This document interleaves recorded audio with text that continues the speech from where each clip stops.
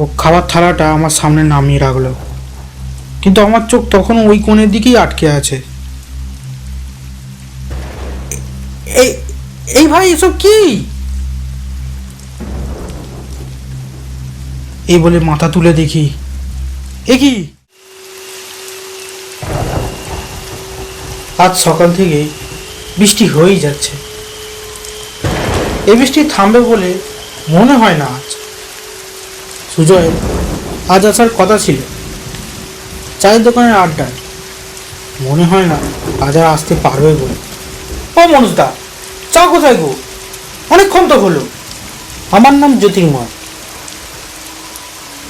আরে ভাই, এই তো কিছুক্ষণ আগে জলটা বসালাম, দাঁড়া না একটু, তোদের একদম ধৈর্য নেই। তোমার চায়ের দোকান দেখবে কিছুদিন পর উঠে যাবে, এরম করে খদ্দেরকে বসিয়ে রেখেছো?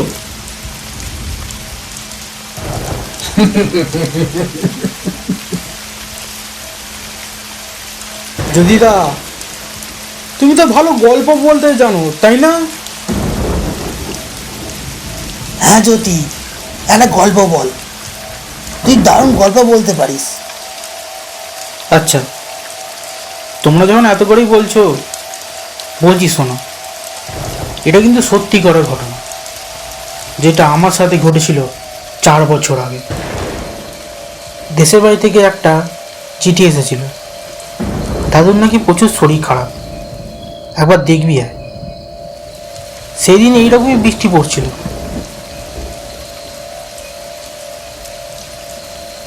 কি করতে যেখানে আসতে গেলাম, আবার ছাতাটাও বাসেতে ফেলে এলাম। এত অন্ধকার, তারপর বৃষ্টি, দাঁড়াবার একটা জায়গাও নেই। ওই তো একটা গাছ দেখতে পাচ্ছি মনে হয়, ওর নিচে দাঁড়ানো যাক।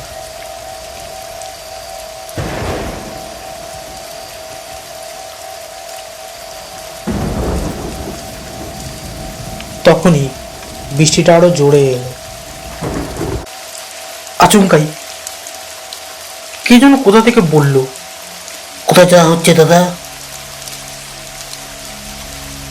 দেখি আমার বাঁদিকে একজন লোক দাঁড়িয়ে আছে অন্ধকারে। লোকটা আবার বলে উঠল, কি দাদা, কত যাওয়া হবে? এই বিষ্ণুপুর যাবো। ও তো এখান থেকে অনেক দূর।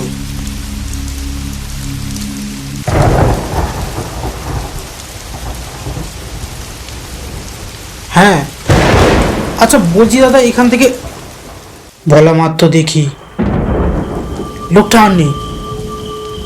কোথায় গেল? তখনই গাটা হালকা হালকা শিউরে উঠলো আমার। তখন আর সেখানে দাঁড়ালাম না, কি জানি মনের ভুলও হতে পারে। এই ভাবতে ভাবতে হাঁটা দিলাম বিষ্ণুপুরের দিকে। যাক বাবা, পৌঁছানো গেল। কিন্তু এই কি অবস্থা বাড়ির, গাছপালা পরিষ্কার নেই, বাড়ি এদিক ওদিক থেকে গাছ বেরিয়ে আছে। বাড়িতে আদৌ কেউ আছে? দোনো ভাব নিয়ে বাড়ির দরজার সামনে গিয়ে ডাক দিলাম, সুরেশ, ওই সুরেশ। সুরেশ আমার মামার ছেলের নাম। ও, তুমি এসেছো? এই বলে ঘরের ভেতরে নিয়ে গেল। ঘরের ভেতরে ঢুকে দেখি বাইরের থেকেও খারাপ অবস্থা, যেন কতকাল পরিষ্কার হয়নি। ঘরে এক কোণে আসন পাতা আছে, ওইখানে গিয়ে বসলাম আর ঘরটা আর একবার ভালো করে দেখতে লাগলাম। কত বছর আসেনি ঘরে, এদিক ওদিক দেখছি, এমন সময় ঘরের এক কোণে চোখ পড়ল। কি সব? এ তো মানুষের হাড় কঙ্কাল মনে হচ্ছে। আর সেই সময় মামার ছেলে ঘরে ঢুকলো খাবার হাতে নিয়ে।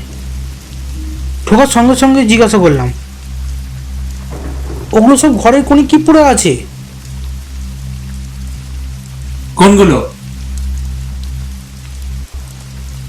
ও, ওইগুলো আর বলো না, এই ঘরটা আর অনেকদিন খোলা হয়নি, যার জন্য দেখছো না বিড়াল মরে গেছে। ও আমি ঠিক পরিষ্কার করে নেব।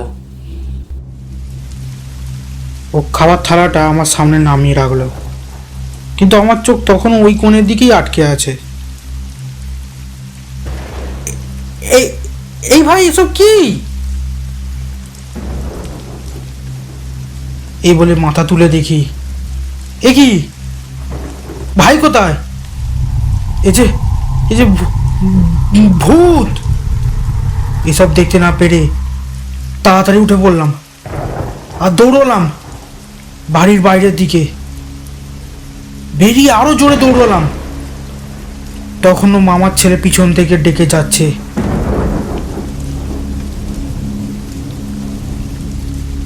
চলে যাও না দাদা, ফিরে এসো, না হলে আমাদের সবাইকে না খেয়ে থাকতে হবে। পরে খবর পাই ওরা অনেক বছর আগেই কলেরা রোগে মারা যায়।